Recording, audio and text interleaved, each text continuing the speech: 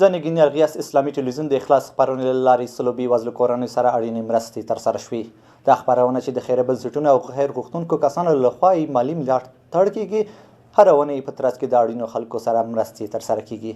نور حال په راپور کې. هرات ولایت کې د نګین الغیاث اسلامي ټلویزیون د اخلاص خپرونې لخوا سلو مستحقو کورنیو ته خوراکي توکي، د ژمي جامې او نور اړین شیان وویشل شوه. د دغه خپرونې د مسؤلینو په وینا په دغه مرستو کې وریجې، غوړي، لوبیا، سکاره او د ژمي جامې شامل دي چې تر سلو زیات کورنیو ته وویشل شوه. باز تصمیم گرفتیم که پیش از 100 فامیل را برنج و روغن و زغال و لوبیا و جمپر زمستانی توزیع نماییم. الله جل جلاله به عزیزان خیری که ما را در این بخش ها همکاری میکنن اجر عظیم عنایت بفرماید. همداراز د دغه مرستو څخه برخمنې سوي کورنۍ د نګین الغیاث د اسلامي ټلویزیون د اخلاص خیریه خپرونې څخه په مننې وایي چې له دغه مرستو سره به یې د ژمي د موسم یو شمېر ستونزې هوارې سي. بله مرسه جغری صاحب خیر بینیم.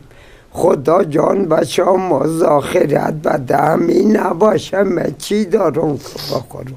خداوند اینار خیر بده، خداوند اینار مزد آخرت بده، به دنیا و دنیا خار نکنن. د اخلاص خپرونه چې د نګین الغیاث اسلامي ټلویزیون څخه خپریږي د خیریه بنسټونو او خیرخوا کسانو لخوا مالي ملاتړ کیږي او په ترڅ کې هر اونۍ د غریب او بېوزلو کسانو سره اړینې مرستې کیږي.